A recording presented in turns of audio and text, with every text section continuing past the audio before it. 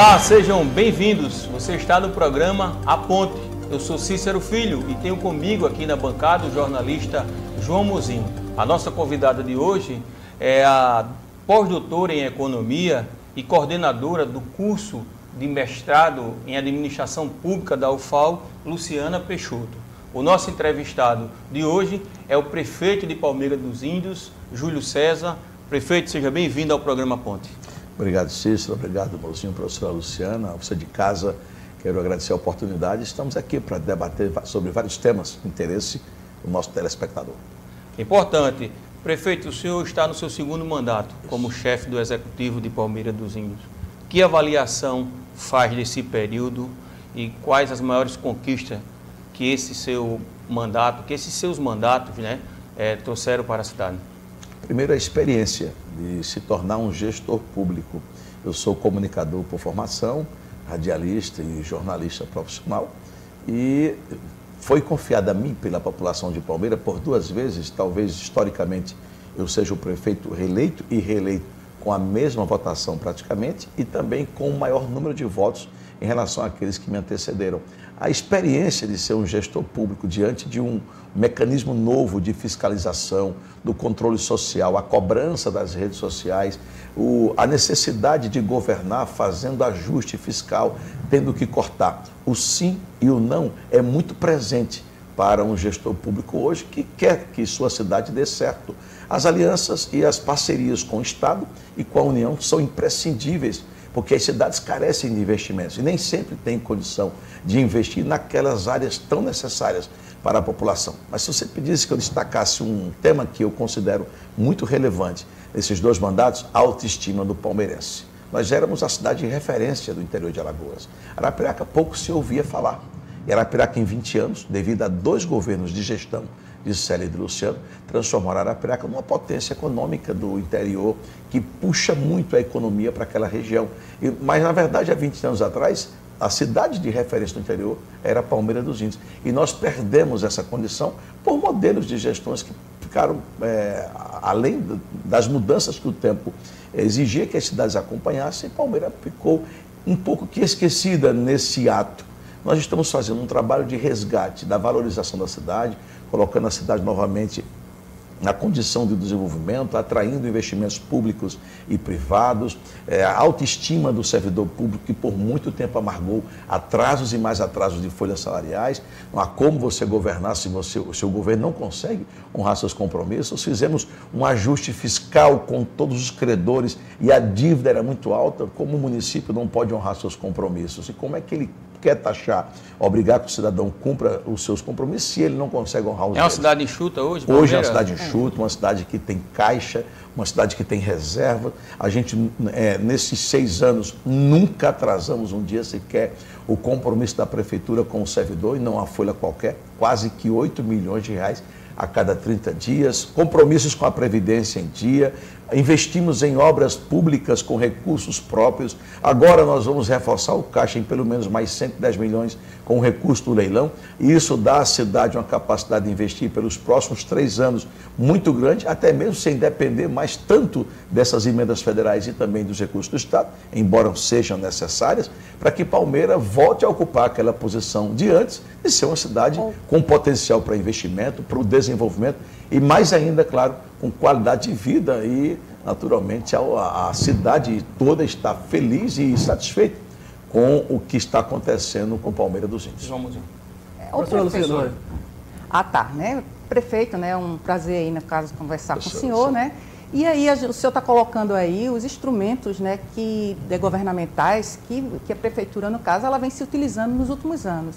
Então eu coloco aqui, a gente sabe que o Estado, na verdade, o Estado Democrático de Direito, na verdade, ele avançou e nos últimos 30 anos, a gente teve avanço aí das políticas setoriais na área da educação, na área de saúde, na área de habitação, na área de saneamento, agora com o marco de saneamento, mas a gente sabe também que o Estado, que o município município ele tem uma capacidade limitada. Embora ele tenha autonomia, ele depende muito das transferências governamentais, né, e das transferências, no caso, as demais transferências. Mas, assim, é importante, no caso, a gente ressaltar também, né, que inovações a Prefeitura ela vem sendo utilizada, por exemplo, na questão de cidades inteligentes, na questão da utilização de dados.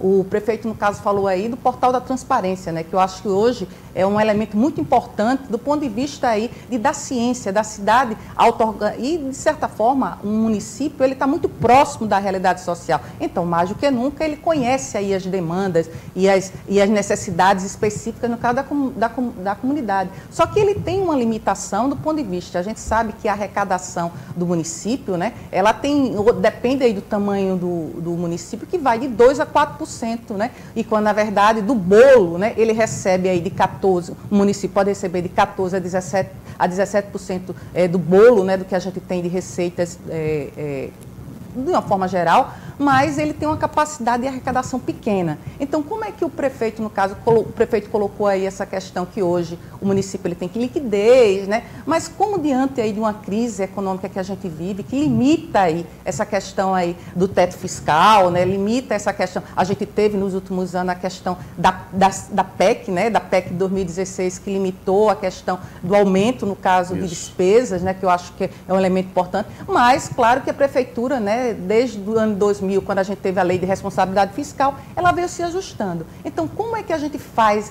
esse equilíbrio aí? Como é que a gente pode fazer essa equação entre a limitação, no caso, de receitas, tá? E aí a gente tem um aumento aí de despesas, porque a gente teve aumento do número de funcionários públicos, a necessidade de investimentos. Essa questão, prefeito? Olha, primeiro, nós levantamos a situação real do município. A quem o município devia? Quanto devia? E como governar com os credores batendo na porta? Só a Companhia de Água cobrava 22 milhões. A Companhia de Luz cobrava, naquela época, em 2017, 12 milhões. Além de despesas com o INSS que foram recolhidas e não foram repassadas. Dívidas de gestões passadas, prefeito? Sim, de outros governos. Essas pessoas estão respondendo?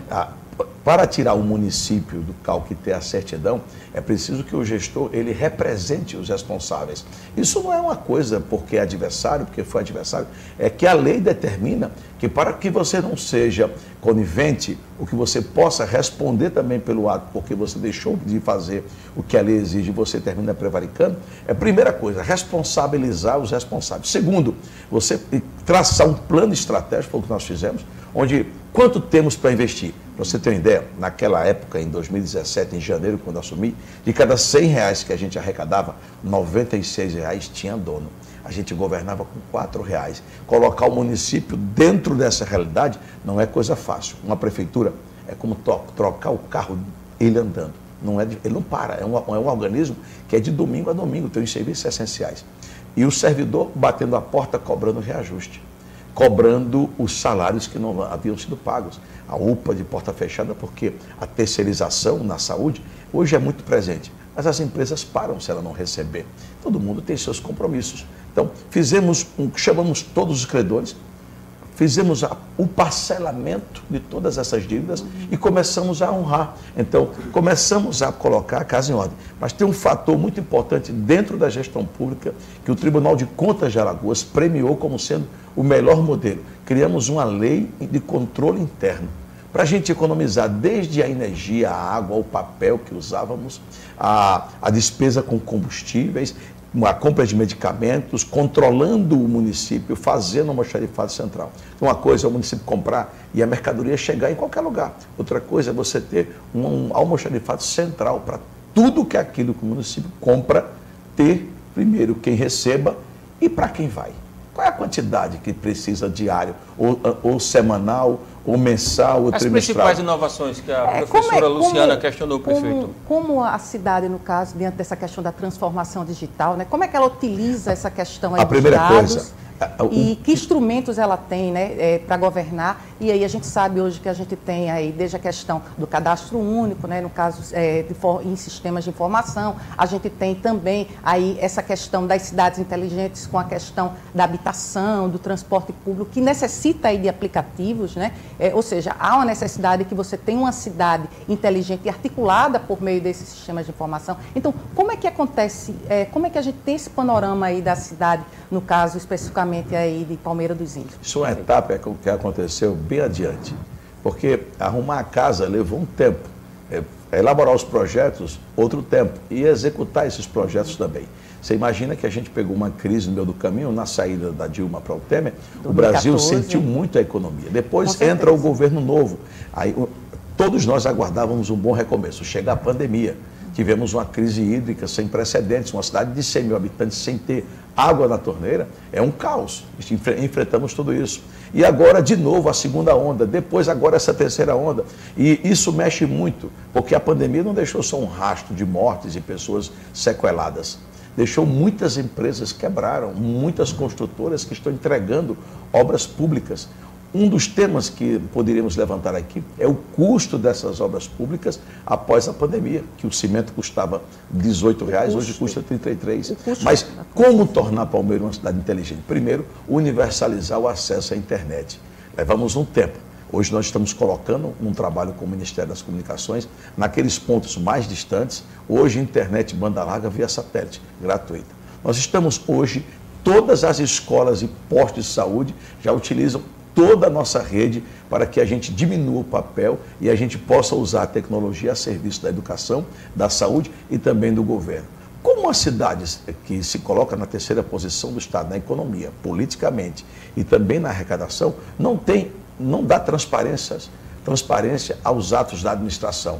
Nós começamos a contratar menos. Um dos fatores importantes nesses R$4 que sobravam de cada ser arrecadado, pois, se a LRF diz que eu tenho um limite para trabalhar, vamos trabalhar então com o mínimo. Eu sempre trabalhei com o mínimo de 46% do que a lei de responsabilidade fiscal determinava para a contratação de pessoal, que é onde se gera muita despesa. Ou seja, vou usar um termo aqui do Rafael Tenório, fazer muito com pouco.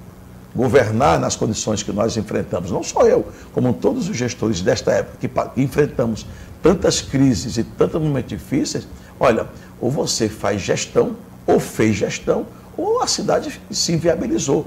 Palmeira é uma cidade hoje organizada, se vocês forem, vocês vão ver lá, eu sou um prefeito que ando à rua, se tem um lixo, trabalha com a cesta da população para contribuir com a cidade, mas uma cidade que visivelmente deu um salto, né? Graças a um trabalho planejado, pé no chão e focado principalmente em resultados.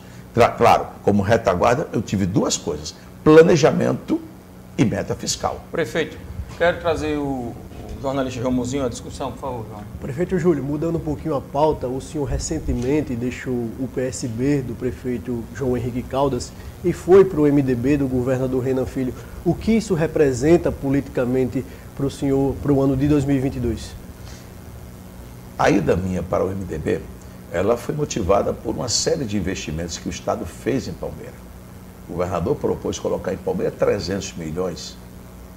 E aí a condição que ele queria para colocar esses investimentos em rodovias, em água, em estação de tratamento de água, em asfalto, pavimentação, na saúde, colocou um hospital lá. Então, somava em apenas um ato do Estado 300 milhões de reais. Dos empregos que essas obras poderiam gerar e do que seria isso bom para a cidade. Eu pensei, refleti, avaliei que era importante contar com aquele investimento do Estado e, de pronto, eu procurei o meu presidente, que hoje é o prefeito de Maceió, JHC, agradeci demais a oportunidade e justifiquei que a minha ida ao MDB era motivada por uma nova parceria que tinha surgido politicamente para Palmeira e que o Estado sinalizava com um pacote de investimentos para o município que naquele momento eu não poderia abrir mão. O governador, comigo, teve algumas conversas, inclusive futuras, de que se o partido precisar para omissão, se o partido puder indicar um futuro próximo para que você possa, quem sabe, ocupar um espaço e novamente ir a uma nova caminhada dentro do partido, Então, tudo isso foi colocado na mesa para a gente avaliar. Eu avaliei, vi que era uma proposta que era positiva e era importante para aquele momento e fui ao MDB. Virei, portanto, um MDBista. De carteirinha. De carteirinha. Reconheço que o Estado avançou muito, tem muito o que se fazer. Né? Mas aquela Alagoas do passado que eu acompanhei, que todos vocês sabem, não precisa aqui mencionar, dos problemas que enfrentamos, dentre eles de violência e outros, a gente não quer que volte, né? Isso seria retrocesso. E quem vier terá que ser tão bom ou melhor que Renan Filho. Você vem dialogando, do ponto de vista de gestão. Júlio, você vem dialogando com o governador Renan Filho. O governador Renan Filho é candidato ao Senado pelas suas conversas com ele? O que você diz sobre isso? Eu tive, inclusive, semana passada, uma reunião com o senador Renan Calheiros e com o governador Renan Filho. E tratamos com outros nomes da possível sucessão ou qual seria a posição do MDB em relação à sua chapa proporcional, tanto de deputado como estadual como de federal. E também, na reunião, na minha fala, eu disse que não haveria motivo de um partido tão forte que hoje é o MDB em Alagoas, de estar preocupado em buscar qualquer candidato fora, se ele tem dentro do partido a solução. Nós temos ótimos quadros dentro do partido, o próprio Paulo Dantas é um bom nome, o prefeito Renato, um prefeito jovem, de uma safra nova de gestores. Eu coloquei meu nome à disposição, porque, como diz Zé Ramalho em sua música Ninguém se Perde no Caminho de Volta, se lá em 2014 o Theo me jogou no balaio de gato, que era importante para aquele momento o partido ter um candidato, eu aceitei e fui, cumpri a missão. O senhor considera que o Theo jogou o senhor na fogueira, foi isso? Não. Mas que balaio de gato é esse? Eu digo um balaio de gato porque... Nunca vi balaio de gato ser bom. Um balaio de gato é uma eleição complicada. Tá? Uma eleição muito complicada, porque eu entrei faltando poucos dias para a eleição e, naturalmente, não tinha muito apoio, mas fui às ruas só. O Eduardo Tavares saiu da campanha, inclusive, por essa falta de apoio. Exato, e eu assumi a campanha. Então, fui para aquela eleição. E eu acredito que a população viu o desempenho do candidato Júlio César. Fiquei na terceira colocação de 8 candidatos naquele pleito, né? E mostrei o projeto que defendia para o MDB, além do próprio legado do governo da época. E, como eu disse, eu sou um homem movido a desafios, né? Eu não me lancei, nem me lanço candidato a nada, porque na política ninguém se lança sozinho, você é lançado por um partido. Mas se o MDB precisar de qualquer um dos quadros que ele venha a precisar por um projeto futuro, ele tem bons quadros dentro do partido. E olha... Nesse momento, o senhor deixaria a Prefeitura de Palmeira para ser candidato ao governo? Se for bom para o partido, e se for um projeto bom para Alagoas, e isso seja a vontade, a unidade dentro do grupo, eu nunca fui de negar fogo, nunca fui de fugir à luta. Eu digo sempre até brincando, se chamar, o negão vai. Professora, por favor. Bem, prefeito. E aí, eu gostaria, no caso, de colocar um tema, acho que é muito importante hoje, a gente vem observando, né, isso aí dos espaços, né, que a comunidade, no caso, pede, que são os espaços instagramáveis, né? Instagramáveis. Instagramáveis, agora né? a nova... Então, é a nova... tem palavras novas no dicionário. São palavras novas, né? E a gente sabe aí, né, que a prefeitura, no caso, ou seja, a entidade municipal, ela tem que ter aí ao lado, junto à população, a questão da participação, né? Ou seja, não só por meio do controle, mas também aí no que diz respeito aos conselhos, né? Também, no caso, a participação, ou seja, a população hoje exige um serviço de qualidade e ela também lá, ela implica aí, né, na questão não só da educação, da saúde, mas da habitação, do transporte, né, que são temas recorrentes, mas também do lazer, do entretenimento. Como a cidade de Palmeira, no caso, ela entende essa questão do planejamento urbano, ou seja, existe a questão do plano diretor, há uma orientação em relação se a cidade ela tem aí um aspecto de condição turística, ou no caso, ela está, o senhor falou aí da questão, no caso das parcerias públicas-privadas, então, que investimentos poderão ou foram atraídos nos últimos anos, que coloca aí Palmeira dos Índios, né, como uma cidade, né, como município que tem a sua relevância, né, nesse aspecto, tanto do setor produtivo, como também do setor aí de turismo, de entretenimento, com essa questão dos espaços. Olha, Palmeira tem uma veia cultural, literária e política, além de econômica, muito fortes, né? Palmeira é uma cidade romântica. A geografia de Palmeira talvez seja uma das poucas com aquelas serras. Ali começa o Planalto Borborema. Palmeira é uma cidade muito quente durante o dia e uma cidade que chega a 14 graus, 16, na parte da serra, onde nós estamos investindo principalmente em equipamentos turísticos.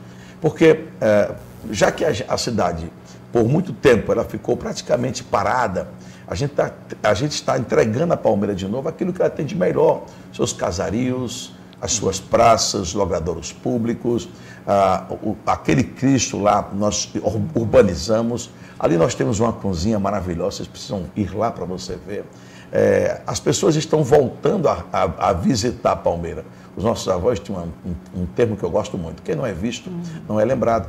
Os empresários deixaram de investir em Palmeira. Parecia que tudo que dava certo, só dava certo em Arapiraca, que tudo era Arapiraca. Porque o modelo de gestão, eu tenho que reconhecer que Célia, por 2 governos, fez uma gestão, chamava a atenção de Alagoas, como Luciano Barbosa, que é um grande gestor. E o modelo de gestão desses dois colocaram Arapiraca no que ela é hoje. Mas o arapiraquense é quem investe lá. Se você observar, os investimentos privados que acontecem em Arapiraca são muitos do próprio Arapiraquense. O turismo histórico, prefeito, não é um caminho? Palmeira é uma cidade histórica. Isso, e nós estamos trabalhando para recompor isso na cidade. Até arrumar essa casa, levei tempo. Agora não, nesses 3 anos que nós temos pela frente. Tanto a questão do saneamento, que daqui a 6 anos, todas as cidades que assinaram aquele leilão e vão receber 4,5 bilhões já a partir de fevereiro, a primeira parcela, e a segunda parcela em agosto, que acreditaram que era possível, porque como a gente pode ter desenvolvimento, como a gente pode ter menos doenças, uma cidade com mais qualidade de vida, essa cidade não tem saneamento, corre esgoto a céu aberto. Então, a empresa já esteve conosco, está se preparando para começar a quebrar a cidade e sanear a Palmeira. Nós estamos trazendo um grupo para colocar em Palmeira uma pousada de charme. Para quem vem a Palmeira, quer conhecer o primeiro quilombo certificado de Alagoas, depois da destruição de Palmares, é em Palmeira, quilombo Tabacaria. Em Palmeira, os índios não estão urbanizados, eles moram todos nas aldeias indígenas, ainda com seus hábitos religiosos, de sua gastronomia típica, dos seus costumes, todos aldeados. Não se encontra mais índios vivendo em seu habitat, com a sua cultura, ainda em Palmeira você encontra. É uma cidade que tem uma ótima gastronomia, uma cidade hoje com uma condição de receber melhor, mas ainda tem algumas questões que precisamos. A Casa de Graciliano, que é um trabalho meu com o IFAM para abrir, não está pronta, ela deve estar aberta até dezembro, as pessoas visitarem. Então nós estamos criando um roteiro em Palmeira, colocando esses equipamentos, organizando, eu digo que vestindo a noiva, para que as pessoas possam voltar, tanto a acreditar em Palmeira, o próprio palmeirense já começando a fazer investimentos e investir na cidade, porque o maior investimento não é do governo, o governo ele é meio, ele é o facilitador, quem investe é a ponta, o capital privado está na mão dos grupos privados. Então, por isso que a gente palmeirense, né, que o empresário local entenda, né, e invista, claro. Prefeito, a gente vai fazer um intervalo e volta daqui a pouquinho.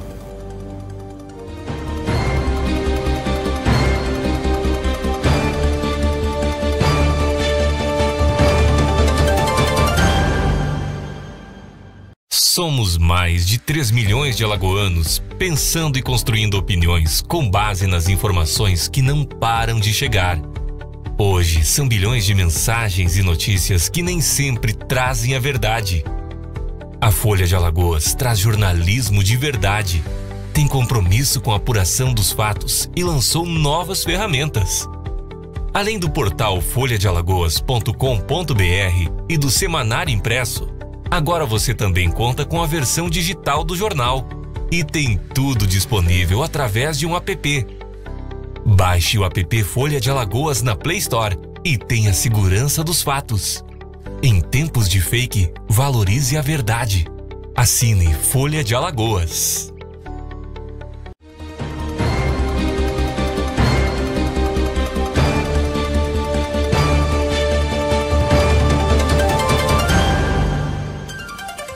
Estamos de volta com o programa A Ponte. Eu sou Cícero Filho, tenho comigo aqui na bancada o jornalista João Mozinho. A nossa convidada de hoje é a pós-doutora em Economia e coordenadora do curso de Administração Pública da UFAL, a professora Luciana Peixoto. E o nosso entrevistado de hoje é o prefeito de Palmeira dos Índios, o imperador.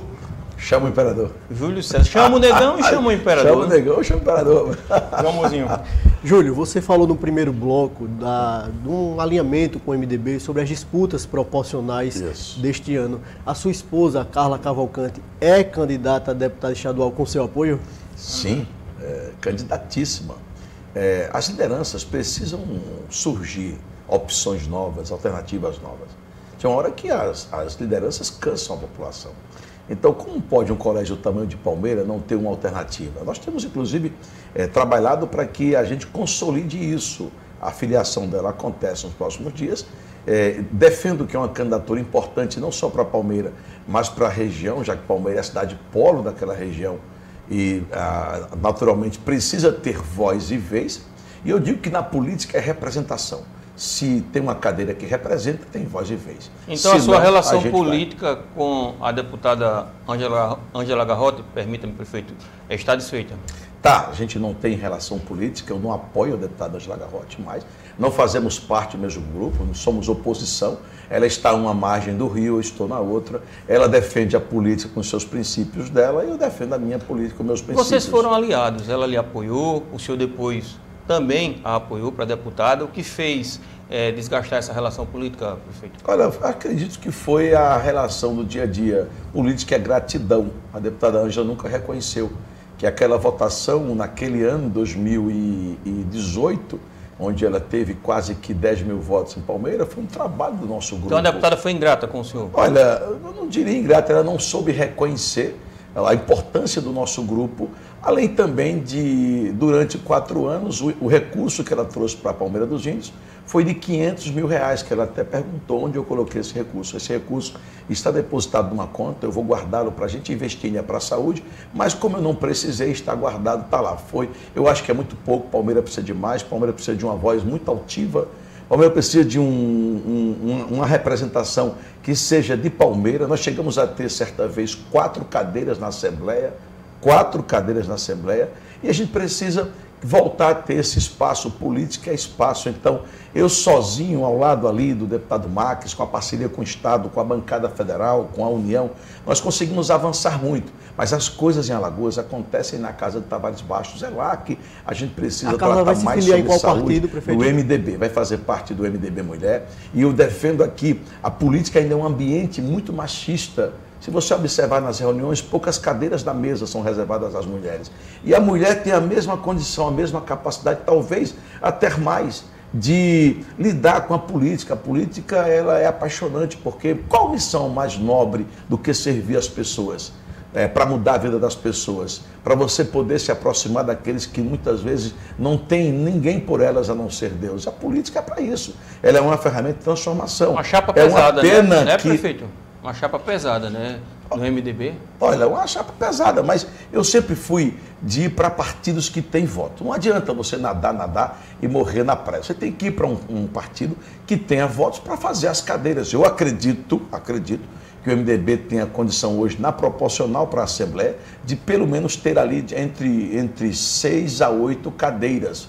E eu acredito muito na capacidade de outras lideranças que fazem parte do partido, de outras mulheres, outras guerreiras alagoanas que se propõem e têm coragem de ir para uma missão tão difícil. Política não é fácil no dia a dia. Você convive com todo tipo de gente e nem sempre você convive só com os elogios. As críticas fazem parte do teu dia a dia, você tem que aceitar. Eu acredito muito que a cada eleição os partidos vão sempre direcionar as cadeiras e mais espaço para essa bancada feminina.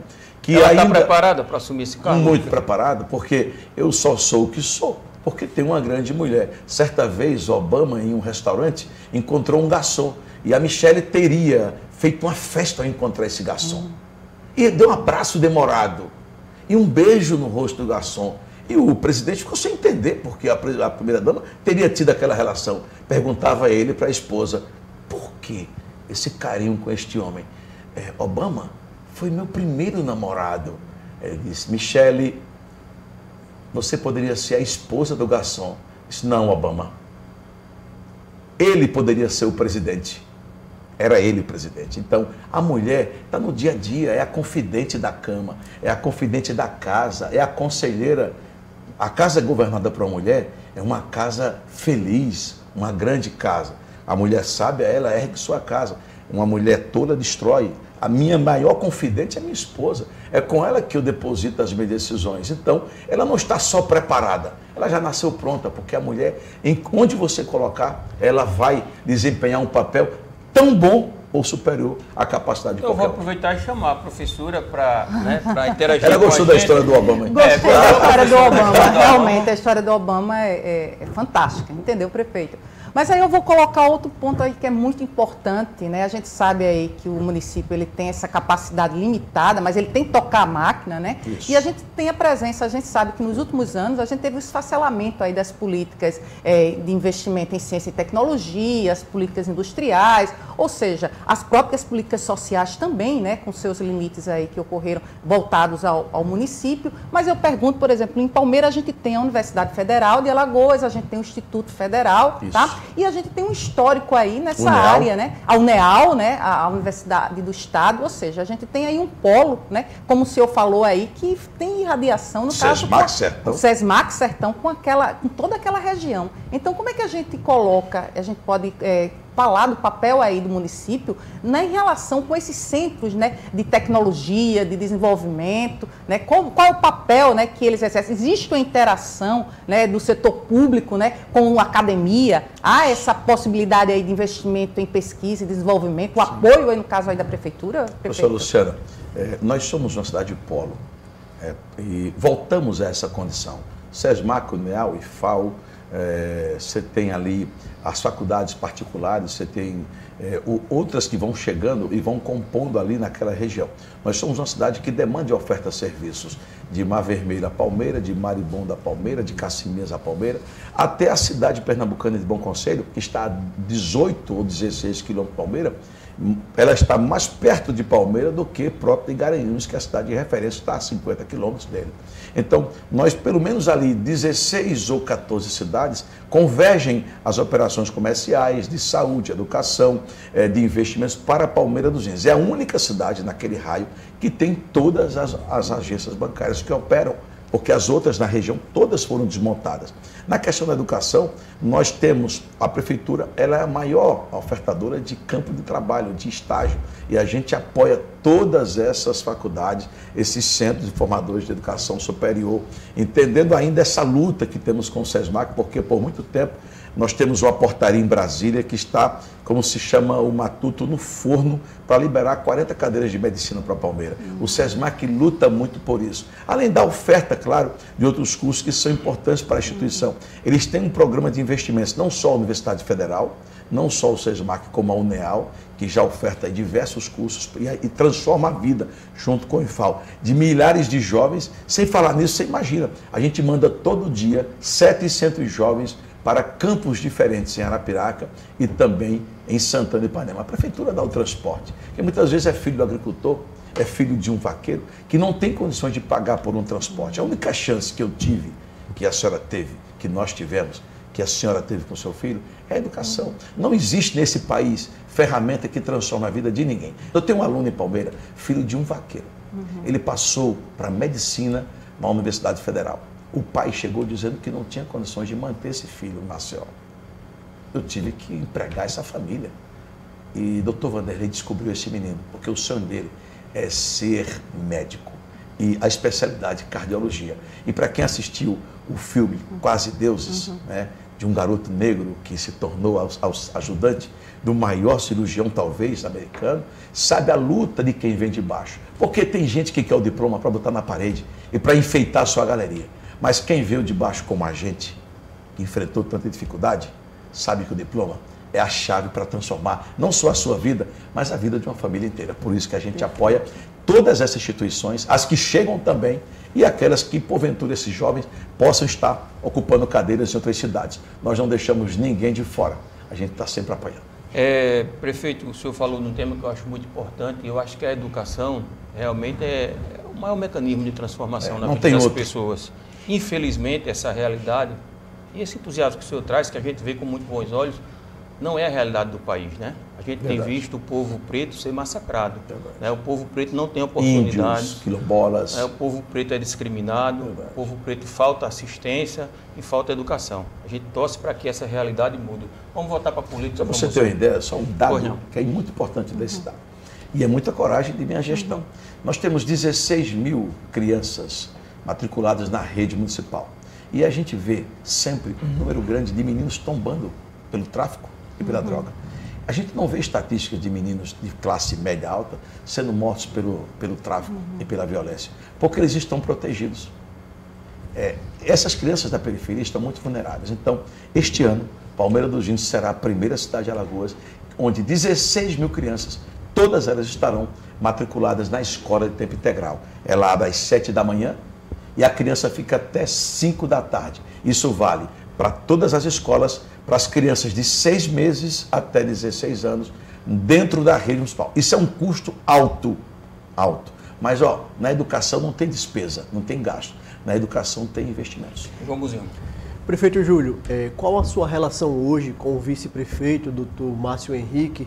E por diversas vezes o doutor Márcio Henrique colocou que poderia ser candidato a deputado estadual pela região de Palmeira dos Índios, a região do Sertão. Qual a sua relação com o vice-prefeito hoje e esse anseio dele de também querer chegar à casa de Tavares Bastos? O Márcio, ele sonha em ser prefeito, ele tem um sonho, foi vereador comigo, foi meu vice-prefeito na primeira eleição e é meu vice-prefeito nesta segunda gestão.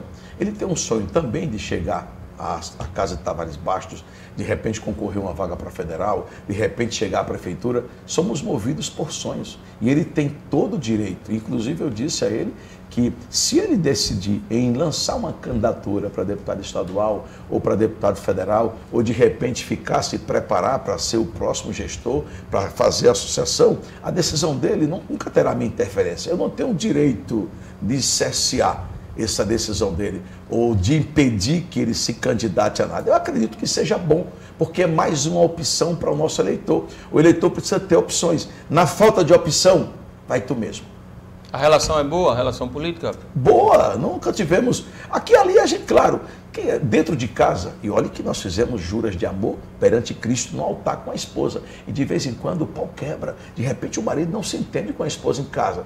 Às vezes o diálogo até se distancia, mas uma hora o casal se entende, outra hora ele volta a se abraçar. A relação humana, ela sofre seus altos e seus baixos. Com o Márcio eu nunca tive briga. Aqui e ali a gente não concorda com os nossos pontos, mas o que nos une é mais forte que qualquer coisa que possa nos separar. Você também apoiaria ele para deputado estadual? Há espaço para isso em Palmeiras? Não, eu não poderia apoiá-lo, até porque entre a minha esposa e o doutor Márcio, além da minha esposa, eu amá-la, eu tenho que apoiá-la. Para ganhar ou para perder, não só o fato de ser a mãe da minha filha, eu estou com ela porque acredito na capacidade da doutora Carla, que possa representar bem e ser a voz de Palmeira, já que nós estamos órfãos.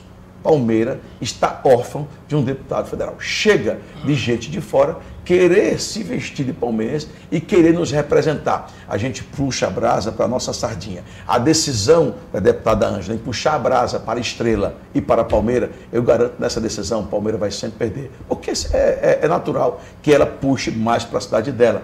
Eu estou dizendo que em 4 anos o recurso que ela colocou para investir na prefeitura foi de 500 mil. Então é acanhado do tamanho de uma população e da votação que ela teve. Como eu não concordo com essa política dela, nós hoje somos oposição e eu estou apresentando minha esposa.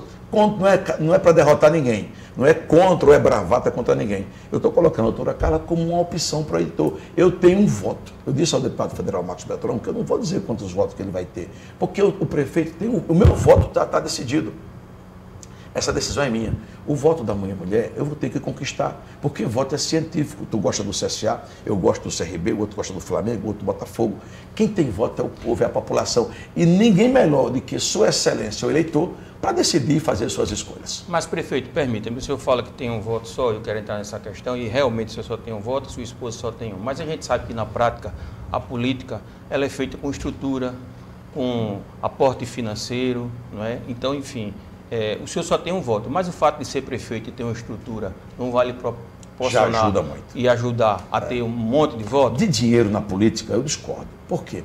Se dinheiro ganhasse mandato, João mas Lira em regra, havia sido governador você naquela discorda, eleição. prefeito, em regra? Não, eu não discordo, a prefeitura ajuda muito, eu discordo da questão do dinheiro.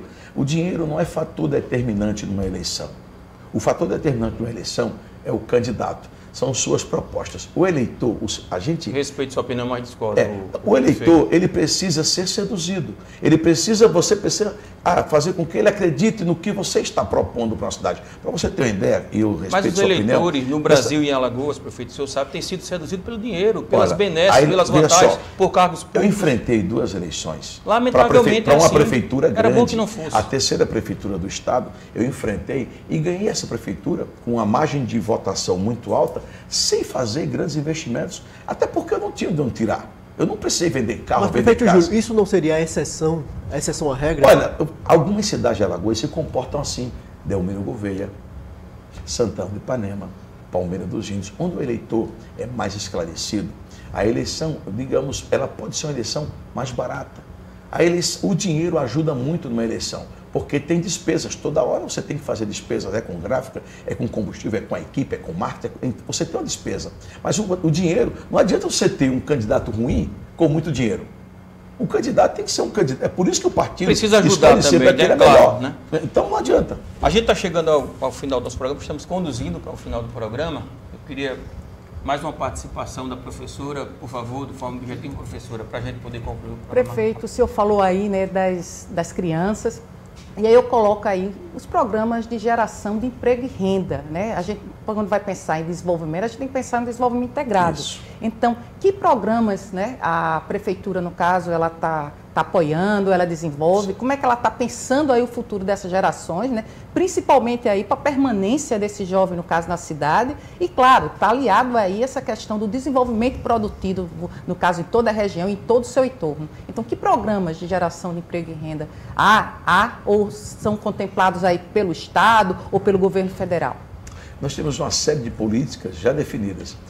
Quando você entra numa prefeitura, você descobre que você vai seguir a protocolos e leis. Você não vai mais inventar a roda. E nem sempre aquilo que você quer fazer, você pode fazer, porque não se governa só com boa vontade. Você está ali tendo que seguir as leis.